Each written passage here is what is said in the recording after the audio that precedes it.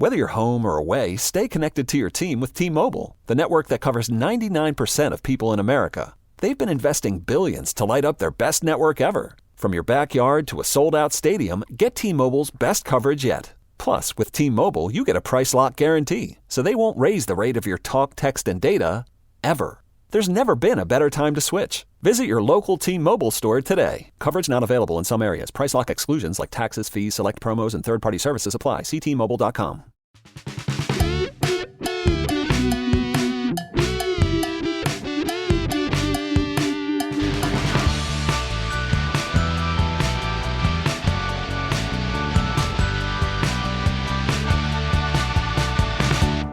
Hey, all cheaters. Welcome to the Always Cheating Podcast. My name is Josh. I'm here with Brandon. Brandon, how are you?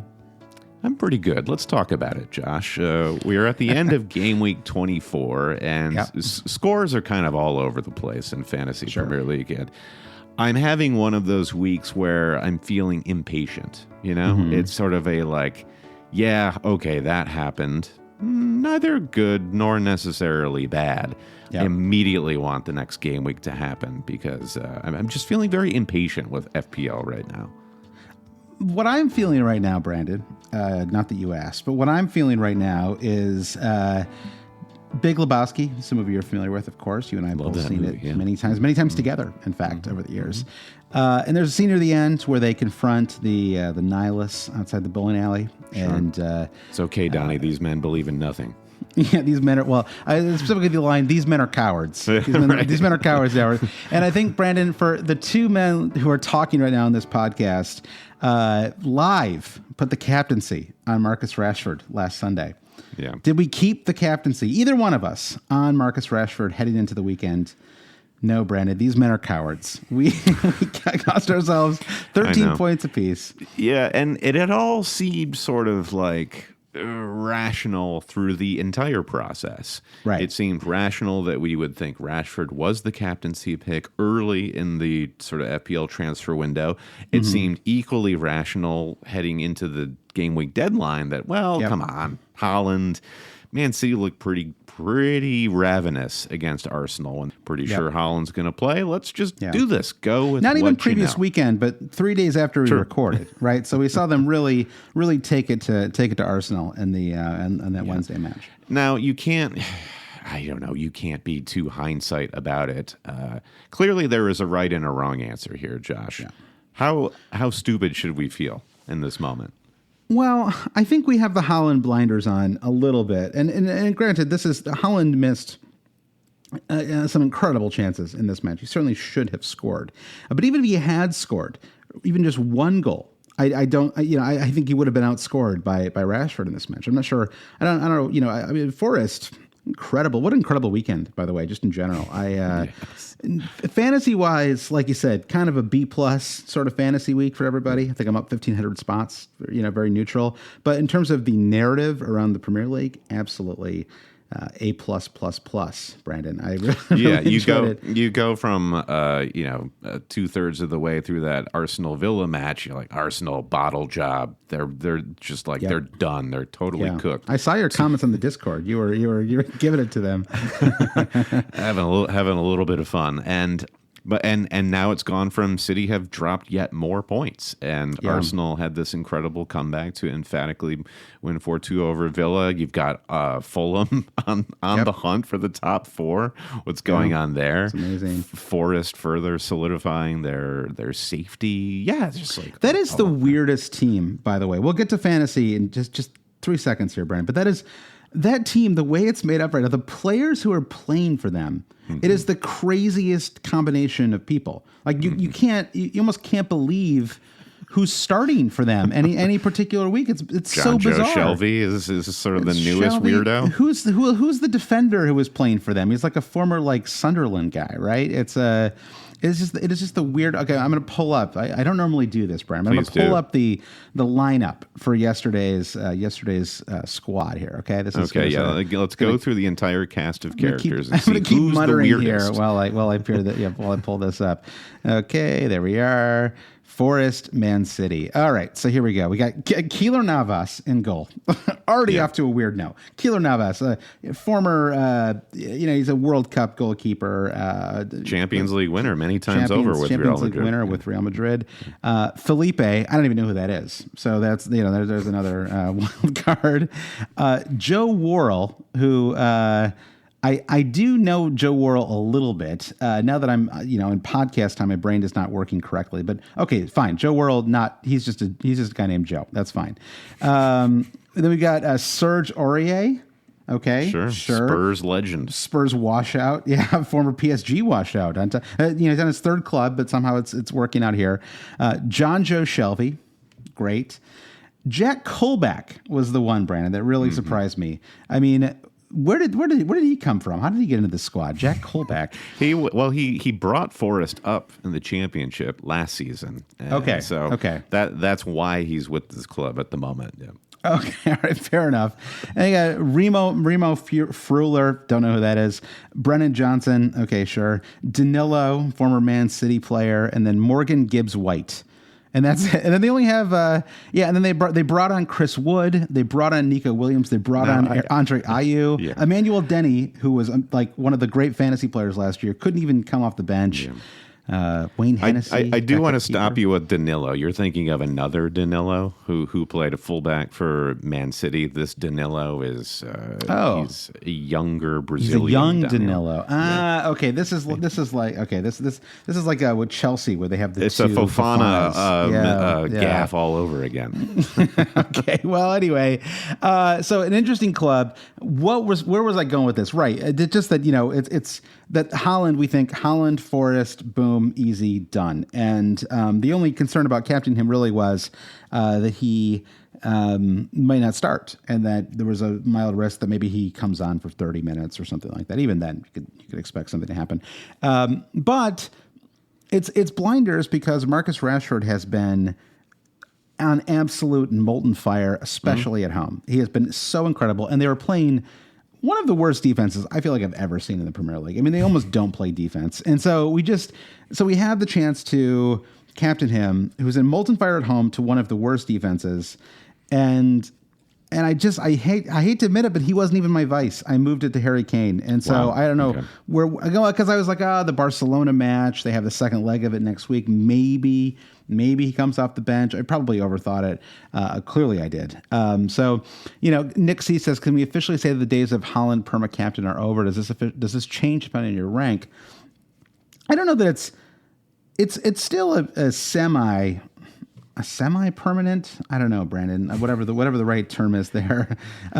It's flexible. Well, yeah, it's flexible. I think this question is challenging because I think it is no longer permanent on Holland until Holland inevitably scores his next hat trick, right? So I feel like we're all just feeling a little bit of that sting if we went for the Holland captaincy. We've had this discussion before this season where, for the first 2 months, Holland looked like we'd never seen anything like his kind in the Premier League or fantasy for that matter.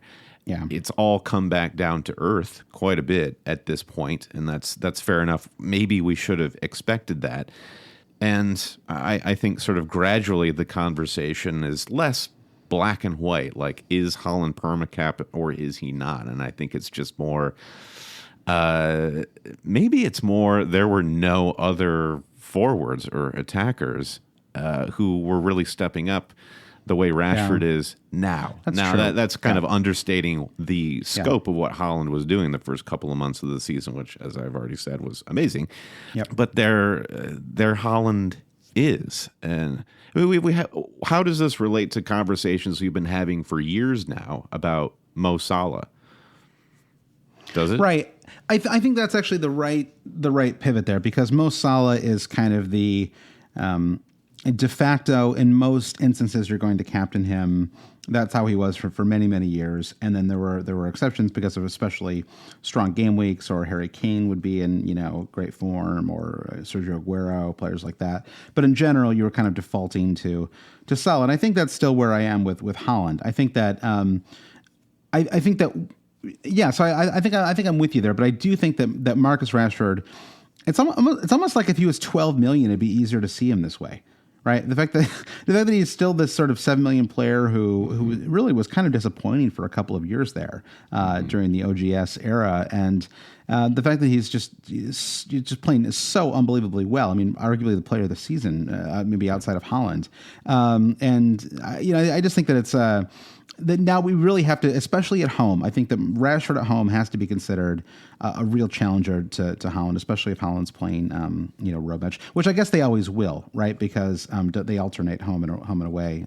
Because of like policing issues for their stadiums. Exactly. Another way to think about it is my thoughts watching Manchester United today. It's just like, this team is playing so well. Yeah. They understand exactly what Ten Hag wants from them, and they're going out on the pitch and they're doing it. And what is it's not quite the same starting 11 every week with Manchester United, because they've been without Casemiro for a couple of weeks. There's been a little bit of rotation in the back line, but more or less, you feel like with Manchester United, there's some stability there where there is not with Manchester City.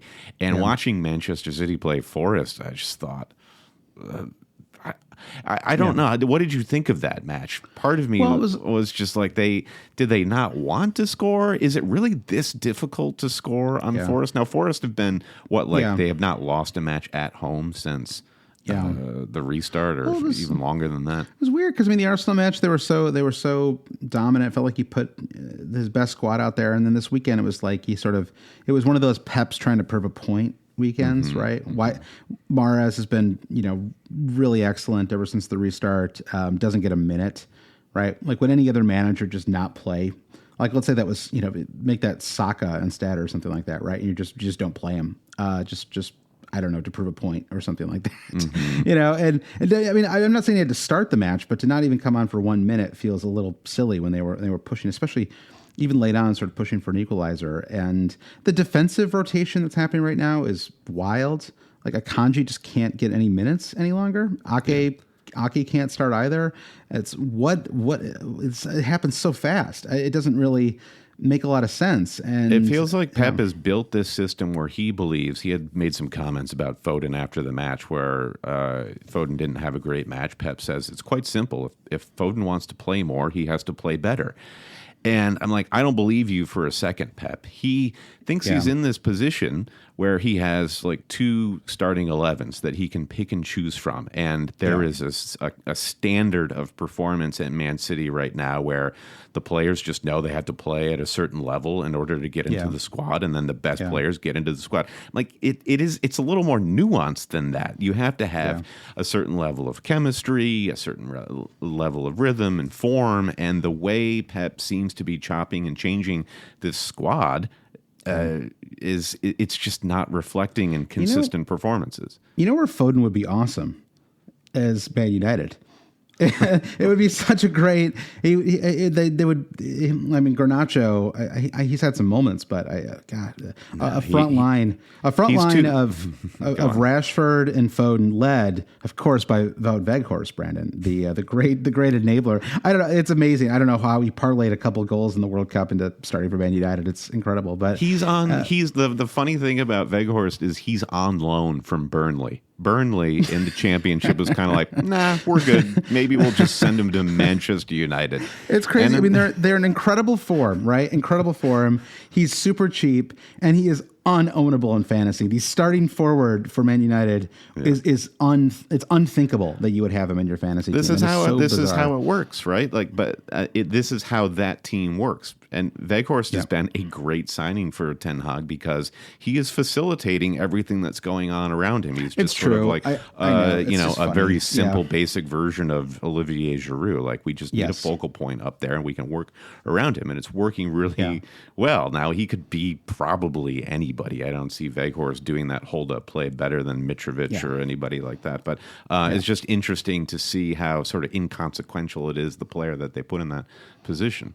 Yeah, I think it's interesting too, and I guess it's sort of fantasy lens that I'm talking about this, but he's been fine. I mean, you would probably like your forward to occasionally shoot or score. He had a few golden chances against Danny Ward today, and you could see how frustrated Weghorst was. He just could not get it in the net. It's kind of a weird squad too. I mean, especially with Casemiro still. I guess he'll be back for is he still out for the League Cup final on Sunday? But it's basically they have the great defensive spine, and then it's Bruno and Rashford, and that's enough, which does make sense. So let's use that League Cup final, though, Brendan, as a way to pivot into Game Week 25. So as a reminder, Game Week 25 kicks off on Saturday. So we got it all Friday. Oh, no, it does not. There's a Friday match. How did I miss that? Friday, Fulham and Wolves. Okay, so we have a Friday evening kickoff. But we still have a few days. We have some Champions League matches to wait out before we make any serious moves. But the League Cup final is on Sunday, and that means Man United play Newcastle, a Nick Popeless Newcastle, on Sunday.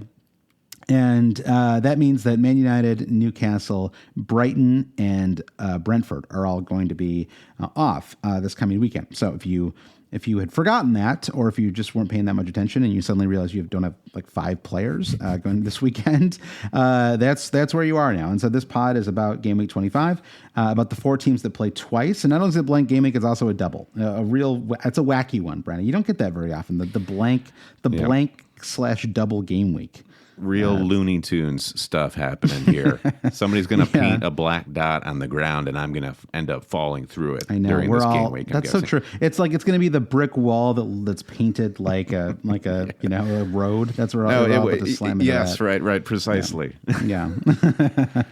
So it's going to be a really tricky week. The teams that play 4 times are Wolves, Everton, Arsenal, and Liverpool. We almost all have 3 Arsenal players.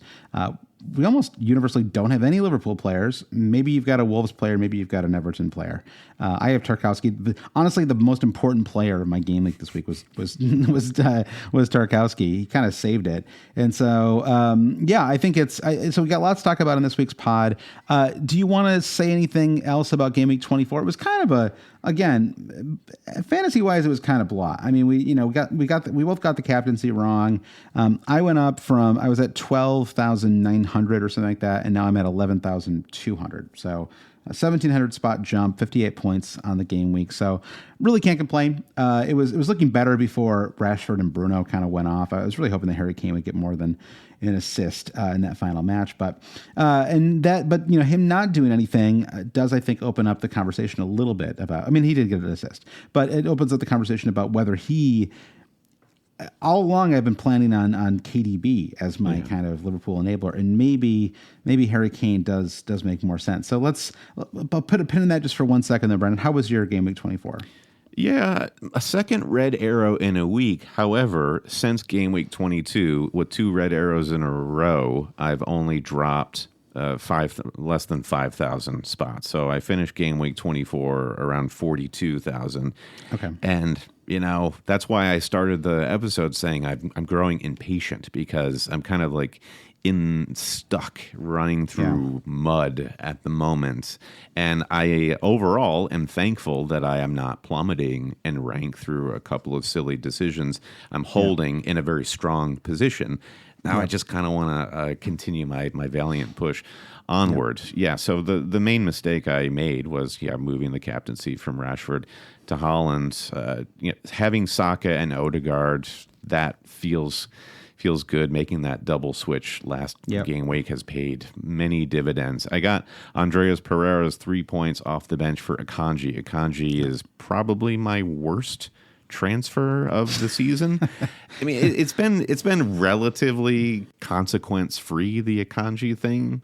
I mean, maybe the best case scenario was I brought in, like you did, Tarkovsky instead a couple of weeks ago, but just absolutely hilarious timing that I bring him in the moment he cannot get to start under Pep. So he and De Bruyne, like you said, are probably my targets for going into game week 25, assuming I go Salah. And that does seem like the simplest move is Akanji and De Bruyne. Now, I'm going to drop two City guys who have a game in game week 25. They don't blank to bring in two doublers, though. Yep. And I think that's all right. I'm not really willing to I'm not parting with Rashford for obvious reasons. Luke Shaw is kind of morphing into a Kieran Trippier in real time. So I just don't feel it. He was incredible against Leicester. I thought he was just a dominant force in the back and up front. So those are two guys that I'm happy to bench. And then there's Trippier. I think people are talking about dropping him. Maybe we'll talk a little bit more about that later in the pod. So I'm kind of happy having no bench depth and relying on maybe like 1-pointers from guys like Sam Greenwood just to see if I can capitalize on the best doublers for 25. Yeah, I mean, how many starters do you have right now for 25? Like just right now, I have 11 starters. Yeah. So and that would include Bueno at Wolverhampton, where he's always on the bubble. Had another 62-minute performance for Wolves, but it's like a double. So he'll get minutes for sure. It just kind of depends on how many. And Sam Greenwood, as I mentioned. Beyond that, I'm feeling pretty strong with my Arsenal triple: Kane, Haaland, De Bruyne, Akanji. Yeah. Some of the City stuff does depend on what information we get from their Champions League performance this week. So Liverpool and City played this week, and there will be info that we'll need to take from that. Yeah, I think that City in particular, De Bruyne started somewhat surprisingly. I played almost the full 90. I guess he was maybe taken off in the 80th minute or so. He was taken off after the goal. I was a little surprised. Maybe it was already like a planned substitution, but that he was taken off after the equalizer, which didn't really make a ton of sense to me. Just because he's, at least in my head, he's still the chief playmaker for. You think better than Pep? Is that what you're telling me? I don't know. I don't know what I know anymore. Come on now. But if he played, last weekend, midweek. This weekend, if he plays the full 90 in the first leg of the Champions League, then I think there's at least a chance he gets rotated. But then, if not, then you're not starting Kevin De Bruyne. You're taking De Bruyne out possibly for a hit before they play Bournemouth, which does seem a little scary. But this is part of the game. This is part of the challenge of the game is taking some of these swings, right? You can sort of look at every single player in your squad and build a story. Even Mitro, right? Mitro is out. But he'll be healthy, and a fully fit Mitro versus Wolverhampton at home. Oh my gosh, he could get a hat trick. You sort of start to build these stories in your head. And if you do enough of that, then you can suddenly find yourself never making a transfer because there's always some reason that you can sort of make up for why you shouldn't make this transfer because they're just about to come good for you, and you just have to kind of squash that thinking a lot of times because this is. Well, it's sort of funny because I thought I got away with it with Bruno, bringing him in. I dropped him for KDB last week, and I was like, KDB gets a goal and assist 3 bonus. I mean, ultimately it did work out in that case, but I kind of gave all the points back this week with the 12-pointer from Bruno at home. So, but you still have to take those risks. I mean, ultimately I still ended up in the green area even despite dropping.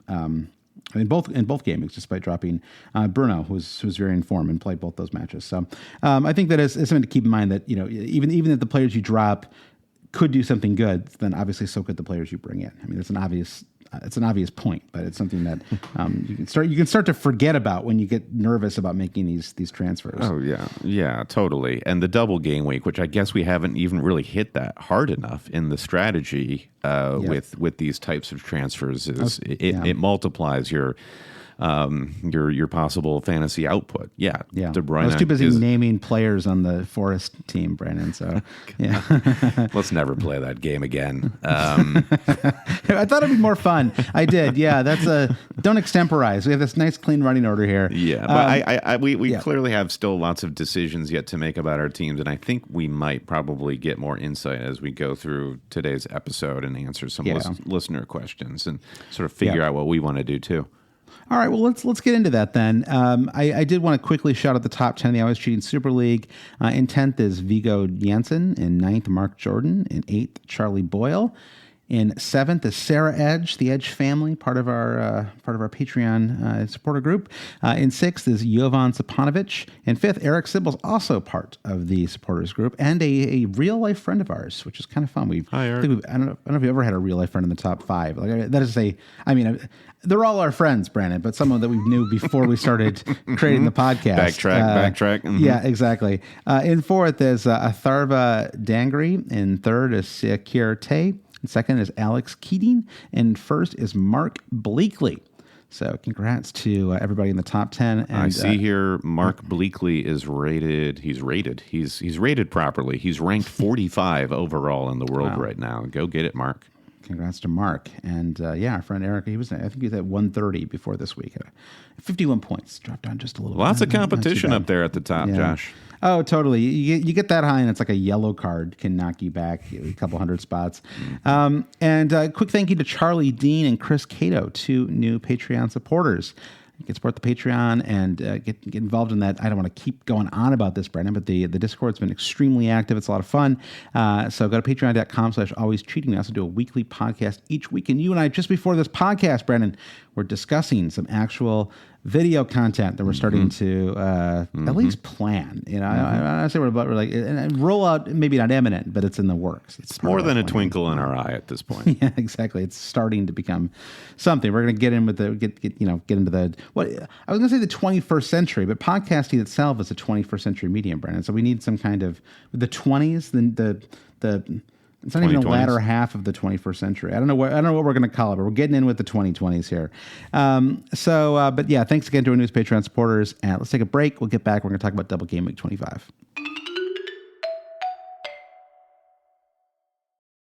The NBA season is underway, and it's the perfect time to download FanDuel, America's #1 sportsbook. Because right now, new customers get a no-sweat first bet up to $1,000. That's $1,000 back in free bets if your first bet doesn't win. FanDuel has all your favorite bets, from the money line to point spreads to player props. You can even combine your bets for a chance at an even bigger payout with a same-game parlay. Plus, with live betting, you'll get updated odds on games that have already started. The FanDuel Sportsbook app is safe, secure, and super easy to use. So download FanDuel today using promo code BLUEWIRE to get your no-sweat first bet up to $1,000. Make every moment more this season with FanDuel, official sportsbook partner of the NBA. 21 or older and present in Iowa. First online real money wager only. Refund issued as non-withdrawable free bets that expires in 14 days. Restrictions apply. See terms at sportsbook.fanduel.com. Gambling problem? Call 1-800-BETS-OFF. What's up, everyone? I'm Sean, Second the Money Graham. And I'm Ryan, Real Money Kramer. And since 2011, we've hosted the Sports Gambling Podcast, where we're breaking down our favorite betting picks for college basketball, NFL, NBA, college football, golf. If you can bet on it, we're picking it. And don't worry, we're not some touts trying to get you to buy our picks. Everything we put out is free. We don't sell picks, we make them. Check us out on Amazon Music. And don't forget to let it ride. All right, we're back. Game week 25, as noted, kicks off on Friday. Nice full slate of Saturday fixtures. One match on Sunday, just one. It's Spurs. Spurs, of course, always play on Sunday. Contractually, they're required to play all 38 of their matches in the late window. Actually, going to church watching this team. Yeah, exactly. And then we have the 2 doubles: Arsenal, Everton, Liverpool, Wolves on Wednesday afternoon, U.S. evening, UK. So just opening thoughts here, Brandon. You talked a little bit about who you might move, but what's your thinking? You and I both have 2 transfers. Yeah. I have 2 transfers and 1.3 million in the bank, so I've got a little bit of wiggle room for some moves. But I want to start with you. What are your plans for the double game week? What are you thinking? Yeah, 2 free transfers: Akanji out for Tarkowski and De Bruyne out for Mo Salah. Akanji has away Bournemouth. Maybe he doesn't start midweek in the Champions League, and then you think stupidly, I can't lose with Akanji. I'm just so over this. Not only am I over owning City defenders, which I swore off of months ago, and yet still here I am. City's defense is also just it is so unreliable for fantasy returns, and I'm not into it. So I just want to get rid of him. Are there other players that I should be dropping in my defense? Well, the only one would be Bueno, and we both have him, and I think just by virtue of Bueno having the double, he just seems like a keep, and maybe you can kind of fall backwards into a clean sheet with either the Fulham or Liverpool fixture. I mean, where are you at with Bueno? Yeah. You going to keep him? Well, he's so cheap that it's like to move him. It's like I couldn't get a Liverpool defender, which is what I really want, right? I'd have to move a Luke Shaw or Trippier to make that happen. Trippier, I was sort of adamantly like, there's just no way I'm going to move him, but now I'm softening just a little bit on that.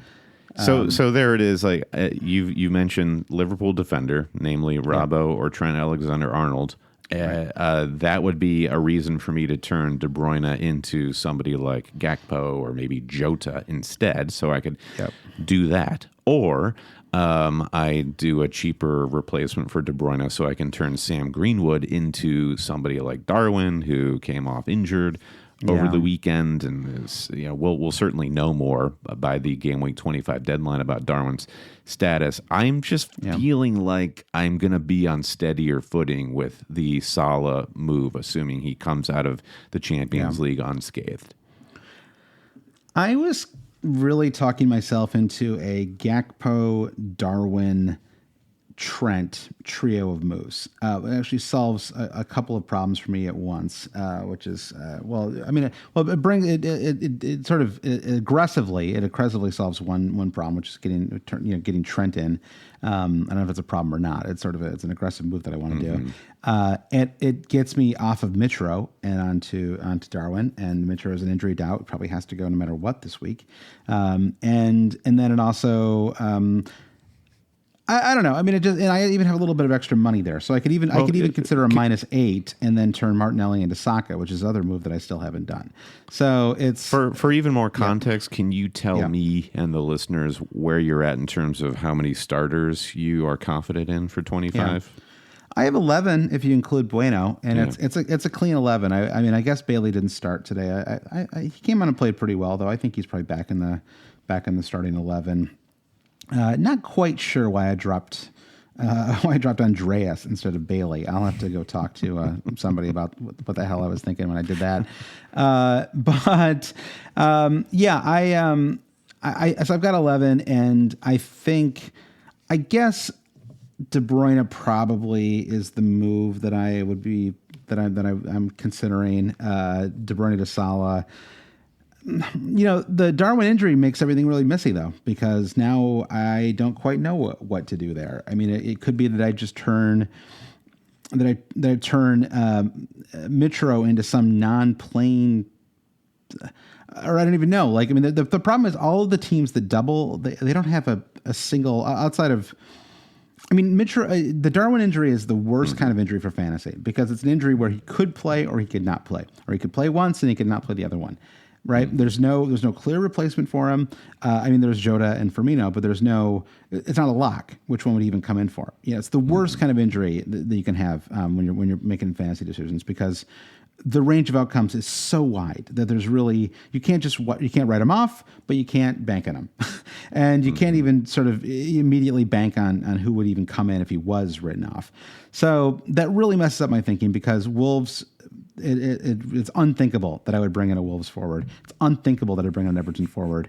I could bring in Nketiah, but can this guy still keep getting starts? I mean, he's lively. He's got his ex-lively ain't bad, Brandon. But I think at some point you've got to try to experiment with Martinelli up there or Trossard or somebody. I mean, they just cannot keep putting balls on a platter for him to miss. It's just, I think you've got to, I mean, Trossard has played as a false nine before. It wouldn't be insane for him to do up there. So is Martinelli. I don't know if that's something that Arteta would actually do, but I don't know. I mean, do you think that Martinelli, or excuse me, that Nketiah, thank you. That Nketiah is just an absolute lock to start the next two matches?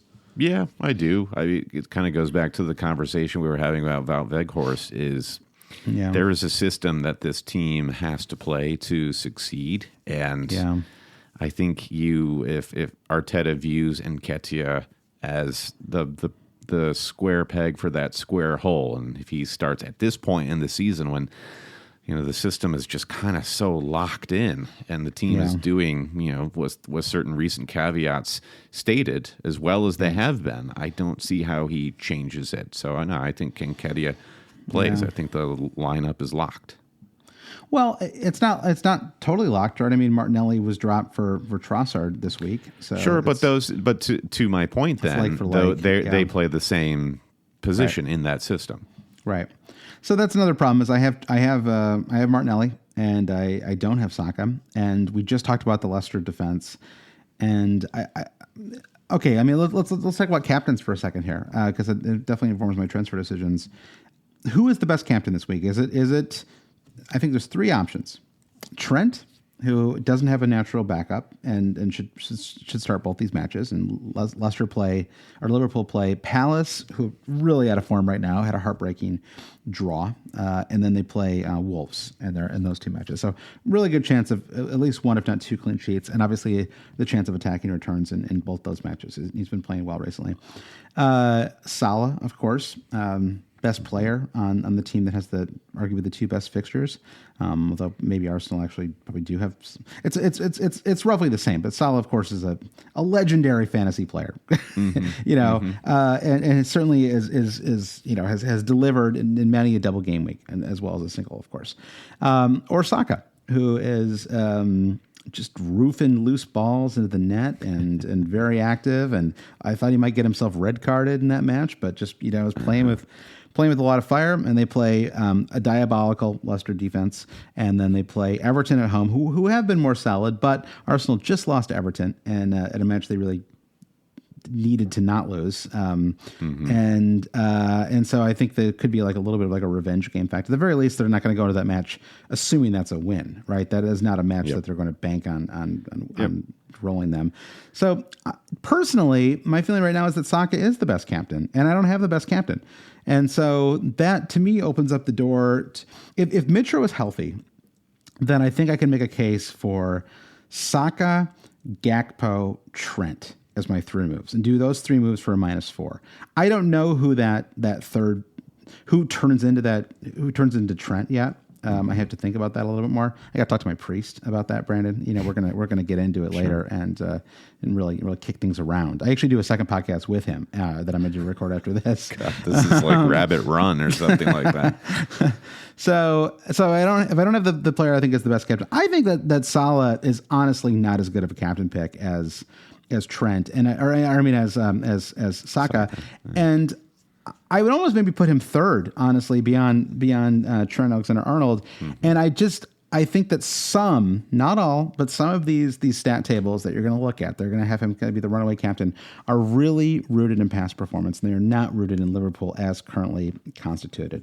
So, with all that said, what do you think about that? Can Gakpo equal Salah, and is Saka an equivalent or possibly better pick than Salah for the captaincy? Yeah, it reminds me, just thinking of what you just said about the captaincy, of the discussion we were having about Rashford versus Haaland, where Saka is the foreign player on the foreign team. He is the right captaincy pick, where Salah kind of mimics Haaland here, where we have this historical as a longer history with Salah, but there is a bias there. Like, well, it's a double. I'll throw my hat in with Salah. He's good for it. But even though Liverpool are coming off the back of 2 really strong performances in the Premier League, I don't think Salah was close to being Liverpool's best attacking player against Newcastle in what was a relatively dominant performance. Salah had a handful of chances, and he really couldn't put it away. So I think, the only thing that would convince me to move the armband over to Salah would be some sort of dominant performance in midweek before we go into the weekend. But then it's sort of like Arsenal can just focus up on Leicester next, and Saka and his cohorts, they will be ready. But to your question of given what I just said about Salah, can we consider Gakpo as cover for Liverpool? I think if you just don't have that much faith in Salah, I think your thinking on Liverpool defense is the right way to go. With Virgil van Dijk back, maybe they replaced his brain while he was away injured, because it wasn't like Van Dijk was the missing piece. Liverpool's defense was terrible when Van Dijk before he got injured. But sometimes being away from the pitch for a while can do wonders for maybe Virgil van Dijk talked to his priest. I don't know. I haven't listened to his podcast in a while, but I think I'm thinking a lot about Van Dijk because if I can stretch my budget, I can't without taking hits get to Liverpool defender the way I want to without a -4, unless maybe it's Van Dijk. So I don't know. So I'm thinking much more about Liverpool's defense than these the gallery of weird attackers. I mean, a -4 almost feels mild this week. I feel like a -4. That's just like, I wouldn't. I'm not thinking twice about a -4. The move that I was just playing around with would be a -8. That would kind of work. I mean, if I'd be putting a lot of faith in you, Brandon, because you've made me you bring me into your fantasy team? It'd be on you if things weren't working here. But I could go Gakpo, Saka, turn White into Trent, okay, and then turn Mitro into Nketiah. That would be wild. That would be a full remake. That almost seems like a -8 that, I don't know. The problem is you could see Arsenal keeping clean sheets in those matches. Will White start both them though? I mean, I'm saddled right now. If Arsenal have like 6 or 7 really good fantasy players, I'm kind of saddled with the 2nd, 6th, and 7th. Right, I'm sort of missing. I'm missing the 1st, 3rd, and 4th, and that's sort of a problem for me right now. And so maybe I've got this 3rd. I don't even know. Whatever. Right? Who's the 3rd best fantasy asset on Arsenal right now? Is it Gabriel? Hard to say. Saka and Odegaard number are. What's the situation with Thomas Partey? How long is he out for? Let's see. I'm going to go to Ben Dinnery's site here. Yeah, he's got the yellow flag. Yeah. Quote from February 17th on Ben Dinnery injury expert site. Quote says, "We have to assess him today again. He had some discomfort, a little muscle discomfort. We have to assess." Okay, this is a classic, like just lying coaches continuing to lie. We have no idea. But he was sorely missed against Villa, clearly, for Arsenal, and that is, I think, like what's missing for these Arsenal clean sheets that we started coveting so much during the first half of the season. I want my old Saliba back. Yeah. I mean, Saliba, they've had some ragged moments in the last week or so. I mean, kind of all of them. And Zinchenko, maybe more than anybody, and then he gets that equalizer. And I mean, my love for Emi Martinez, Brandon, stretches back many years. Back to his first year. What really was the summer 2020, I think, was when the love really started. And I've stuck with him. I know some people dislike him, and I can understand why.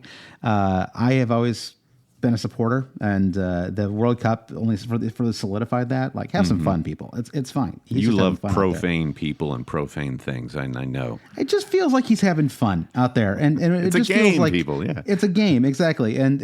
But in this particular match, I thought there was a little bit too much faking. If you got a yellow card for time wasting, he faked a pretend injury late in that match. I mean, they sort of.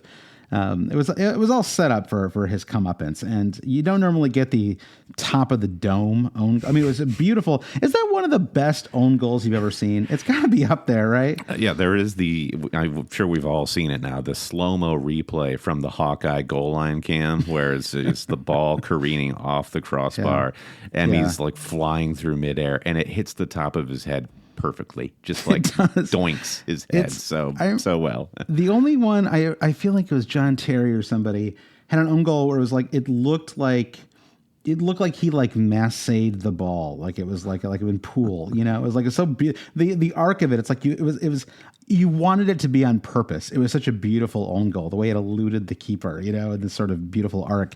So own goals. Each own goal, Brandon, is sort of unique and special in its own way. Truly, yeah. And that's why we love the game. That's why we love the game. I think that is there any thought to Harry Kane out instead of?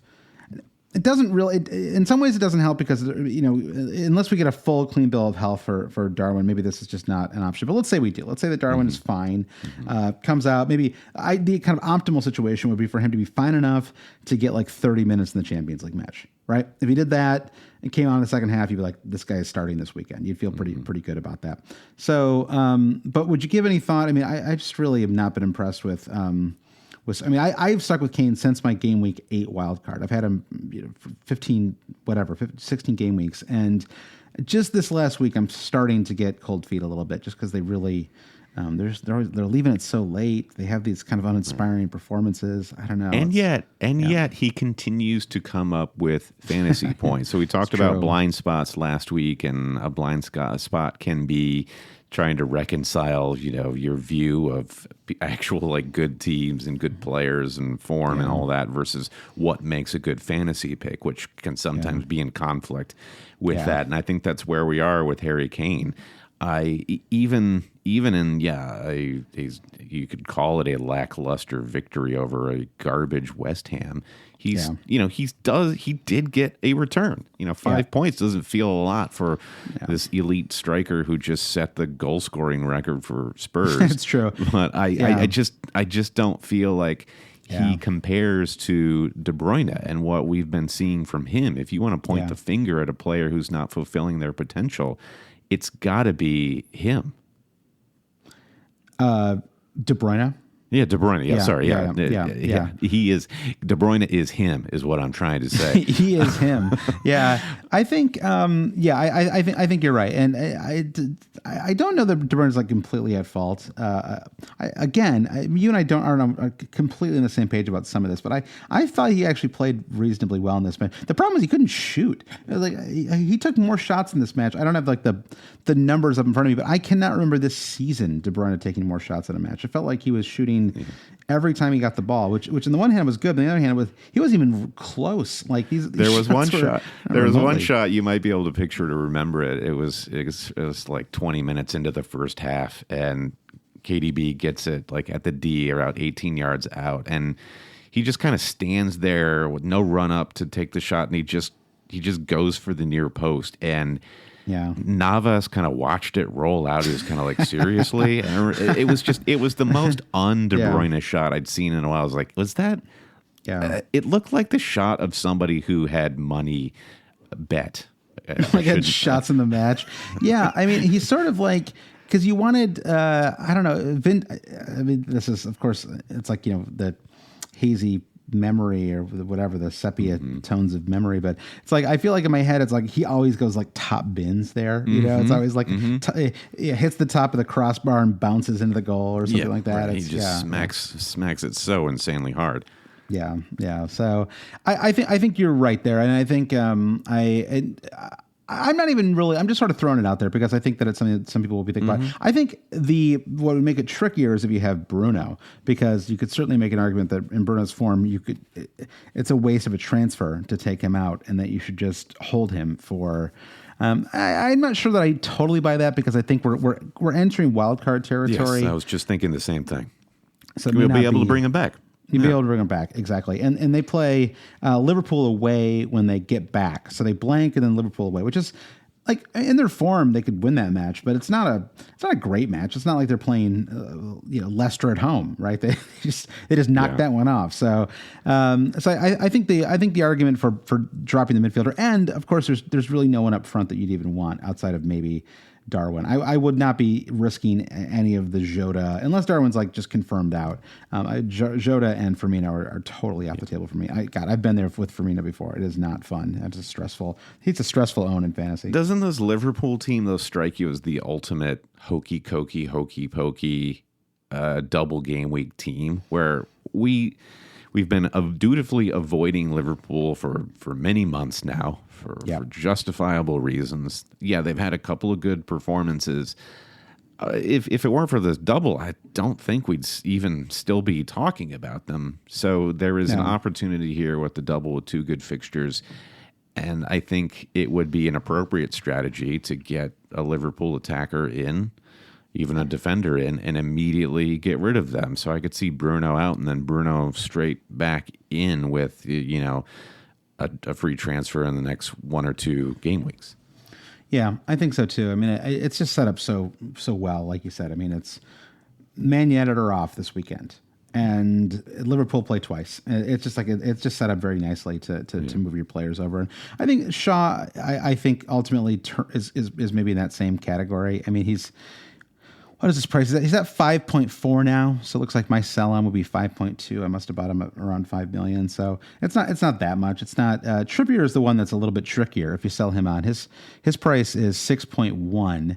My sell-on for him would be 5.7. So I would lose if I wanted to bring him back in. I'm basically taking nearly $500,000 hit, which is quite a lot. That feels. I'm a little reluctant to do that given how well he's played this season. I mean, it does feel like it's a little bit of a blip. I can't look at these stats anymore now that they've added in. It's great they added the XG and the XA, Brandon, but it's like to pull this up right now. There's like it's like there's 25 lines of text here that I've got to decipher.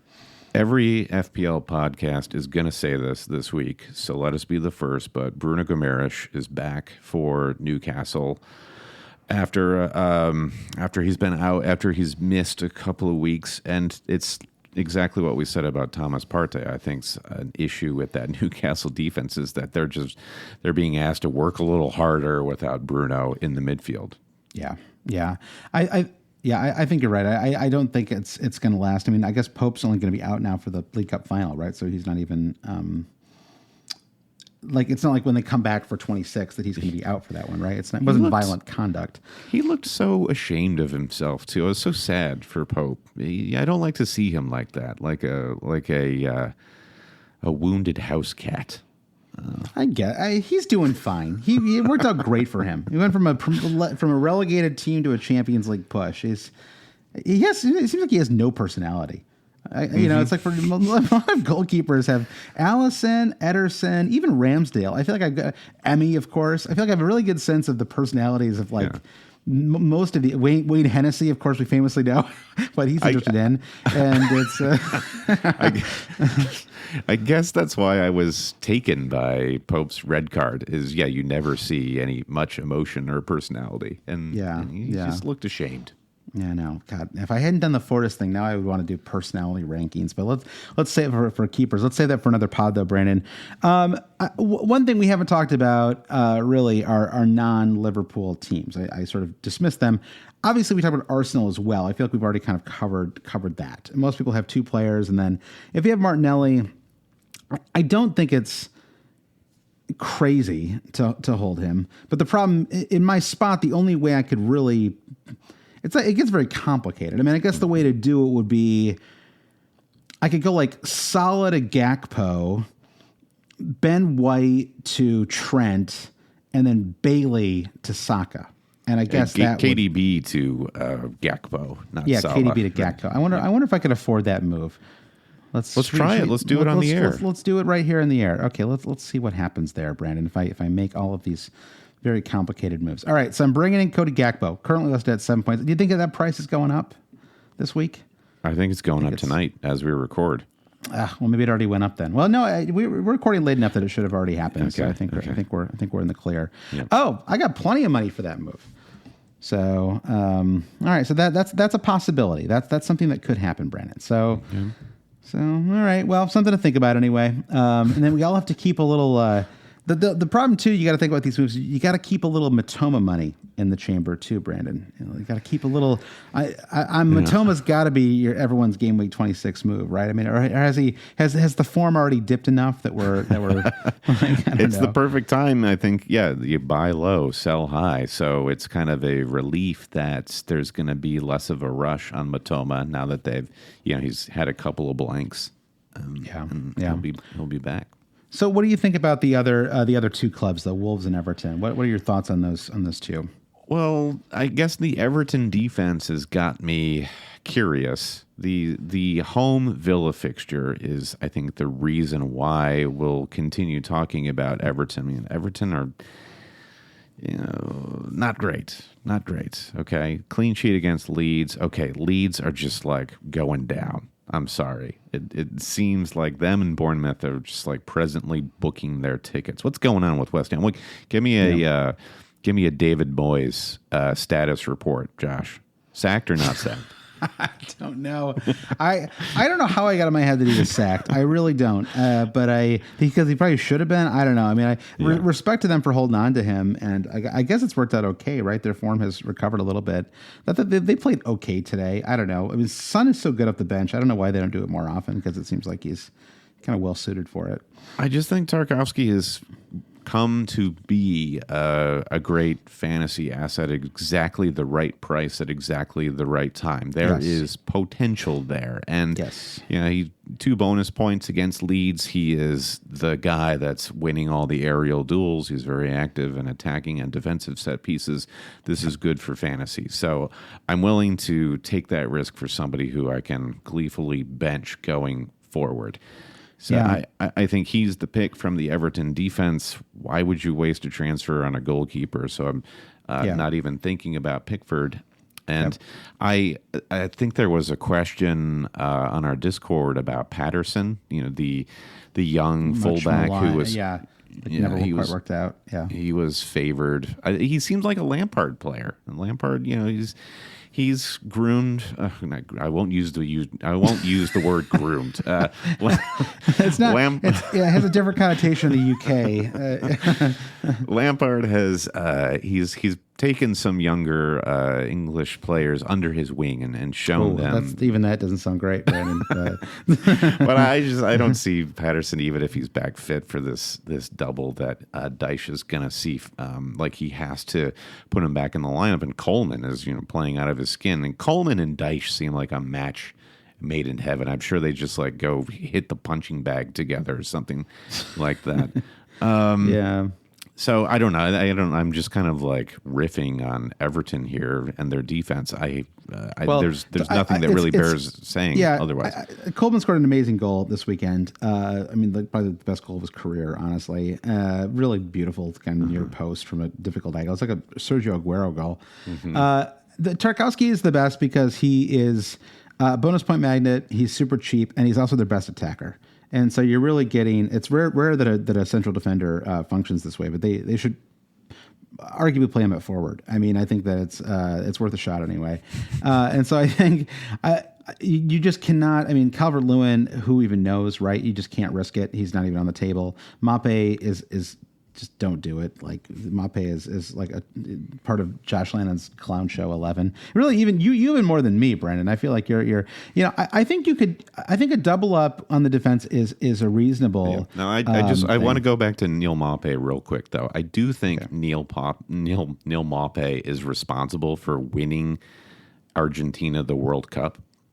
Because if you'll remember, Mape is the one who went in on Bernd Leno at Arsenal and injured him. And when Leno got injured, that's when Emi Martinez finally came in off the bench to be the backup, which got him his move to Villa, which got him the real look in for Argentina, which got him to the World Cup. Suddenly, he makes that game-saving save against France in the final, and here we are. It's like they got to remake that Jim Belushi film, Mr. Destiny, Brandon. Yeah, that's Neil Mape. About Neil Mape, or maybe about Emmy. I don't even know. It'd be fun to recast that. Who's in the Michael? You could still use Michael Caine. Just use him again. Run it back with Michael Caine. Jim Belushi too. Let's run them both back. What the hell? Still alive, Jim Belushi? I'm not sure. Who knows? All right, so and then Wolves. To me, they're just completely off the table. I don't mean to insult Wolverhampton supporters, but there's just no one that I think is worth owning on this team, top to bottom, from the defense through to the midfield and the forward line. This team is unownable in fantasy, in my opinion. Yeah, they're just not producing reliable fantasy points is the main issue. A guy like Bueno skates by because his ultra cheap price tag, and we don't even know how many minutes he's going to play, how many starts he's going to get. Yeah. But as far as goal threat, there is no easy one to pick. You're just really buying a ticket to the lottery there. Yeah, and Fulham at a 2, ranked quite easy on the fixture difficult rankings. Which clearly need to be updated. I mean, that's a very difficult match, and I do not see Wolves keeping a clean sheet in that match. No. So away to Fulham, away to Liverpool. There's bad matches for the defense. The midfield, there's Neves. I mean, come on, like Neves is just not a fantasy player worth owning. I mean, the most goals ever scored in a season was 5 a couple of years ago. I can't believe he has 5 this year already. He's done. He's that's it, Brandon. Maybe one more this year. Hanging his boots up. Yeah, hang up the boots. All right, so let's move on to, and then just one final note, which is that I won't be planning to make any moves with anyone in my squad until at least Wednesday evening. I'm going to take all these price hits in the chin and just and I would do that even if it forced you into a different set of moves, because I think that the risk, just trying to figure out what all these squads are going to do. I mean, who knows? Even someone like Haaland could get I'm not trying to speak this into existence, but someone like that can get a serious injury, or anyone who's currently in your squad. It could happen, and suddenly that changes your entire set of. And I only say this because it's happened before, right? We've seen it happen many times in past seasons. All right, so before we get to listener questions, just two quick thoughts here, because you and I aren't really thinking about this ourselves, but I know many people are, and our friend Tom who got the assist is planning to do this, and I think others that we know and respect are doing this as well. Free hit chip, Brandon, is that an option for you? Would you consider it? No, I would not consider it, because I think what I'm taking from the conversation we're having is there are few players that I feel like I really have to keep who can allow me to make these moves via transfer. There's no dysfunction. It's not going to sow dysfunction in my team to take like a -4 and get rid of some players. There's some players who need getting rid of. Let's say that much. Yeah. And Liverpool, going back to my point about how I think they're just like in, out, I guess that's basically what a free hit is. You get to bring 3 Liverpool in and get out. But I'm not fully convinced that there's a hugely high ceiling for Liverpool, even with the best double, especially if Darwin is going to be out injured. I think for this like weird kind of hilarious hit points season that Darwin is having, like they have really, part of their resurgence in the last couple of weeks, I think, has been due to his efforts and his energy level and what he brings to that attack. Yeah, Gakpo's played very well too. I think he really has to be on people's fantasy radars. Great movement from Gakpo. He's the movement guy there. Yeah. So I just don't see huge upside with the free hit, and just imagining a potential bigger double game week down the road where or a horror show of a blank, which we usually have one where maybe there are only 8 teams playing. What is it? It's either 28 or 29. I just can't remember at this exact moment. It's setting up, I think it's 28. It's setting up to be that way, and so that feels like a better opportunity. I don't really have anything else to add except that I agree with you. I think that it's. There's nobody I want from. There's maybe one player, Tarkowski, that I would want from either of Wolves and Everton. Right, so right there alone, you're free hitting. You probably already have 3 Arsenal players, so you're free hitting 3 Liverpool players, and I'm not even convinced that that Salah is the best captain for this week. I think it's probably Saka. So you're kind of free hitting, and you're not even going to bring in one of the players that you're free hitting in, and then it's like, okay, so then you even kind of look like up and down the fixture list for this game week, and I mean, I don't want anyone from West Ham. I don't want anyone from Bournemouth, Man City. Good luck trying to pick the Man City players who play away to Bournemouth, right? It's a total crapshoot. Fulham and Wolves. I mean, Sure, Fulham, I expect them to score and win, but they're kind of getting goals from everybody right now. Yeah. And so it's hard to say who you want for that one. Spurs, Chelsea, tricky match for both squads, right? It's not like Joe Felix is an automatic pick, right? I mean, no one can score on Chelsea. So it's like, even if you want to bring him in, yeah, it's crazy. So you kind of look at him just like, I wouldn't want a free hit because I wouldn't even know what I would do with it, right? Like I wouldn't feel confident in the team that I would build on one. And I don't think you need 3 Liverpool. I'm planning to have 2. I'll have 2. They have good fixtures and they double. I don't know which 2 it's going to be exactly yet. There's a real, unfortunately, I can't just simply bring in Salah and Saka. If you have Saka, it's a little. I think you can have a little more fun this game week. I think if you don't have Saka, you really have to. He has to be one of your priorities, even though it's not a fun spot to be in. If you, because it feels like a waste of a transfer. But I have 2 like you, so I'm just going to take a -4 or maybe -8. I don't think it's a terrible week to take a -8 because I think you can kind of rejigger your squad a little bit as well. That's another reason not to free hit. It's like if you're in a free hit to get like a different set of Arsenal players, that should be things you do with transfers, right? Yeah. Like otherwise you free hit and you go back to the team you had before, and you haven't solved these problems still. Yeah. So all right, let's move on to a couple of listener questions. I think let's treat these lightning round style though, Brandon. I think we covered a lot of this already. Stephen Curtis says, is Salah a must? No, he's not a must. I do think he's continues to be appealing despite it's a viable. And like if Liverpool ever get a pen, wouldn't that be fun? Yeah.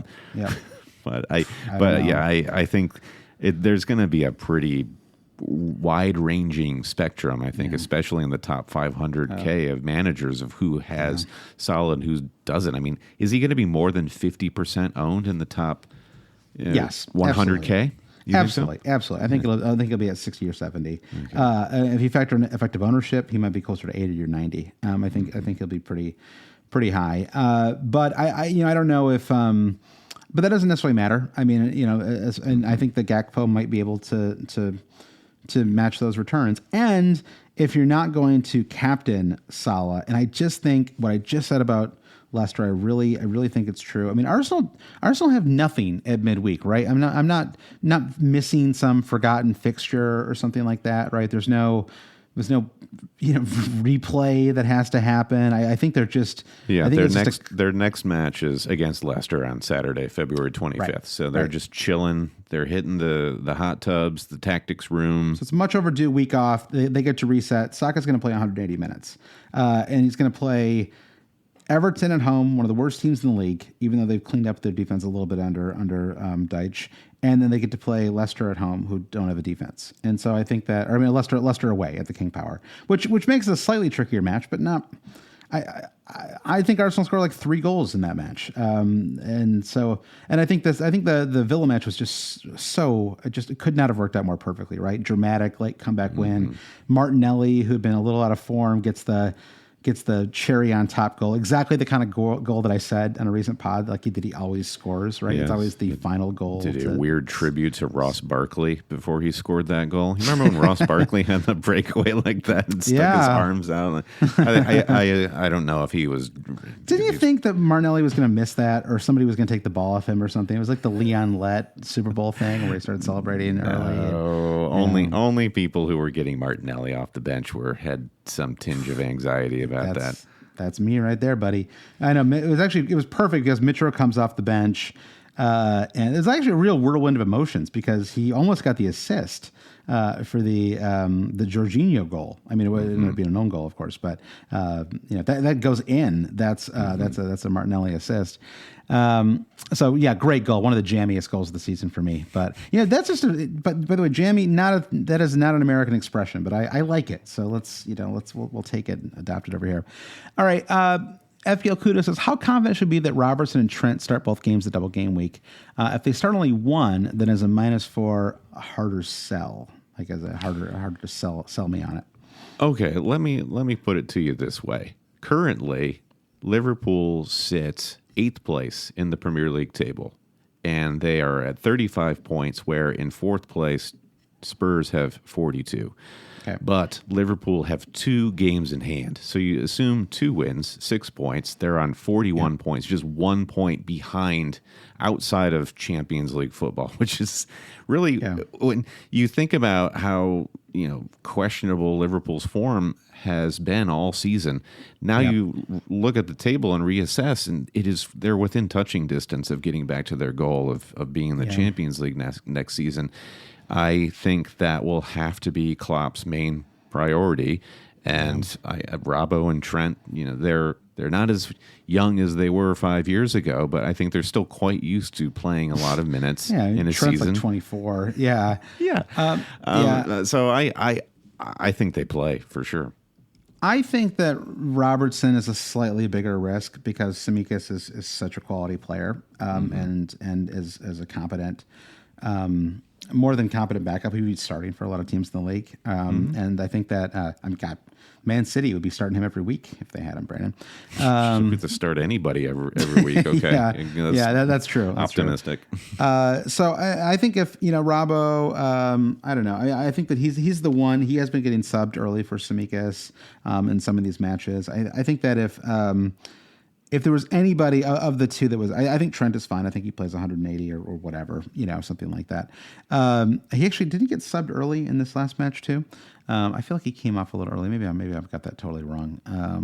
No, he played the full 90. I don't know what I was thinking, but so I think he's fine. I think the Robertson is a slightly bigger risk. In fact, I would say that I would be slightly worried enough about Robbo's starting that I would pay the extra 0.5 million premium for I would find a way to get there financially and get Trent, because I just worry a little bit about Robbo.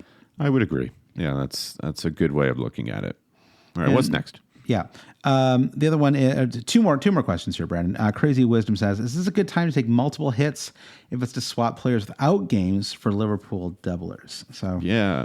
I think you hit upon a -8 being sort of within the realm of possibility for you. And when we were going through the Super League top 10, right? So much as a yellow card, -1 point can move you from first place to 10th place. It gets rocky the higher you go, but I think there'll be a lot of managers all over the overall rank spectrum who will be without a full starting 11, therefore taking hits, or ones that are just trying to be aggressive and taking hits. This is a great week to take a hit or multiple hits, is when most other active managers will strongly be considering it. You will be amongst friends.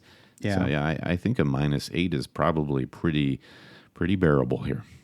I think so too. I think I think that it's again, just I don't know. It's a little trickier with Liverpool because they have been so inconsistent, but I think it's worth the. So the question I want to ask then is there equal upside in trying to not take hits and sort of bank that 4 points or that 8 points over people in your sort of rank band? The reason why one would take hits is because you feel like you can get them paid back and then some with really good transfers. I just think that approach is a little too conservative. I think that it's. I guess it kind of depends. I mean, it depends on how many players I wouldn't move Rashford, and like you, I don't really want to move Trippier. But Luke Shaw, right? Don't have a ton of money invested in him. Doesn't have a great fixture coming out of the blank. That one's a little easier for me to justify. And so I think that's where it feels like it's maybe worth, I think it's worth the risk, especially if you're bringing in a player like Trent. It kind of depends on the upside of the player you're bringing in too, right? Like an extra -4 to bring in an Everton defender. I'm not sure I do think that's worth it, right? If you're talking about Tarkowski or something. Well, I mean, Aston Villa have been scoring goals. Like there's a good chance they don't keep a clean sheet, even though they've been defending better. And then you have Tarkowski for away to Arsenal, right? Like, okay, maybe he scores a goal in a corner or something like that, but it's not a great that's not a great business plan, Brandon. Banking on a Tarkowski headed goal on a corner kick, even though it seems like he gets close on all of them. I don't remember him being this good on corners back when he was with Burnley. All right, final question. I guess this is kind of actually the same question as above, but I've got it listed here, so let's just hit it anyway, Brandon. Do it. Better play, take a hit or two, or keep Man United players and take the zeros. Well, yeah, it's a kind of a repeat here, but Rashford you can't sell. He's Unsellable. The best asset, and I feel like Shaw is a player who I'm backing and keeping. Bruno, I think, just by virtue of the position he plays in the fantasy game, is probably like the biggest position where he could be made into an upside this game week. Yeah, so I feel like getting rid of him with the potential of bringing him back sooner rather than later is good. But like replacing Shaw, it just feels like there's no defender who's good enough in the short midterm that would be worth that. Just take a 0. I guess in my case, I'm planning to drop him for Trent. So, I think, or most likely anyway. And so in that case, I think that Trent is maybe the one player who I think offers enough upside that I think that he's, I think if I bring him in, I might actually vice captain him too. Probably go Saka, Trent. So anyway, it depends on whether I bring Salah or not, I guess. All right, Brendan, that is the pod. Lots to think about this week. Again, I've been enjoying. Sometimes I feel like I said this before, but I feel like last season the doubles were like it was so chaotic with all the postponed matches and stuff like that. But this time around, it feels like we've had enough time to plan and think this stuff through. So I feel like these have been enjoyable discussions. It's been fun to think these through. So hopefully it was enjoyable as a listener. And that's it for us. Thank you so much for listening to the pod. Yes, and don't forget, if you enjoyed that podcast and you want to support what we do, get more FPL content in return, visit us at patreon.com/alwayscheating. Josh and I will be back doing a podcast for our supporters Thursday night after we've watched all the Champions League and figured that out, and we'll be finalizing our deadline decisions. So patreon.com/alwayscheating. And at the end of every episode, we'd like to thank our highest tier, our producer patrons. Josh, I'm going to give it over to you. I get to run through those names. I don't often get to do it, so here we go. Mike DiPietro, Trevor Ingerson. We get to see him on Tuesday, don't we, Brandon? Our buddy Chris Howell, the Big Gaffer, Babas Kuhn, James Holland, Dave Wagner-Lodell, Nick Wright, Lazarus Unois, Jesse Halstead, Bruce Kerr, Brian Chin, Rich Evans, Blair Jacobson, Todd Byerly, Andy Portlock, Dan Parsons, at FPL Merch. I think he's got some new merch coming down the pipeline, by the way, Brendan. Nice. Kerry Swanson, Jefferson Turner, Francis Moore, Sam Shower, Caleb Robbie, Lee Hickman, Valgar Paulson Kruger, Alex Holcomb. By the way, if you're in this kind of band of people I just named, do you have anything cool and fun happening right now? Let us know. We're happy to shout out the interesting, fun things happening with our producer patrons. James Keatley, the Saint. Well, maybe I am more than Brandon, but I want to do it. James no free Keatley, ads, but free interesting things going on. Yeah. It's different than an ad. Yeah, that's true. The Saint, Bob Fox. Yeah, because I'm not going to advertise like a real estate company, but if there's something fun happening, the Saint, Bob Fox, Craig Jackson, James Conroy, Shalin F. Kadakia, Terrence O'Donnell, Paul Herzig, Heath Cram, Roberto Morales, Thomas Tisloff, and my buddies Noah and Louise. Thank you so much for listening. You can subscribe on all the places that people subscribe to podcasts. You can also find us on YouTube now, too. Each podcast is now available just automatically on YouTube. There's no extra work required for you. You can just subscribe and listen to each episode. No fuss, exactly. And we're working on actually making that video at some point, too. We do record this. We do not record them as video pods at the moment, but that is something we're talking about. You can follow us on Twitter at HailCheaters, Instagram at HailCheaters, Facebook.com/alwayscheating. You can email us, hailcheaters@gmail.com. Find this information and more at our website, alwayscheating.com. Thanks again, and good luck in Game Week 25.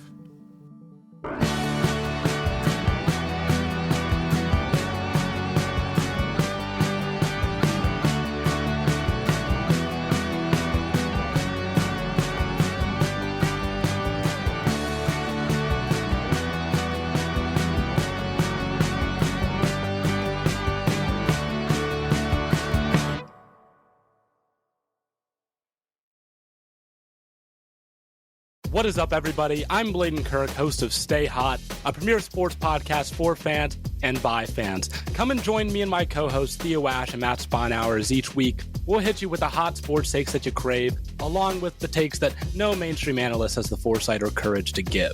In addition to hysterical banter, we're always providing reliably bold analysis that'll keep you informed and constantly entertained. And with regular live streams and a major social media presence, we love keeping our fans engaged with the show. @StayHotPod on TikTok has already garnered a huge following and nearly 10 million total likes. In addition to podcast platforms, you can also catch the show on YouTube. Stay Hot is much more than just a podcast. New episodes drop twice a week on Amazon Music. Check out Stay Hot today.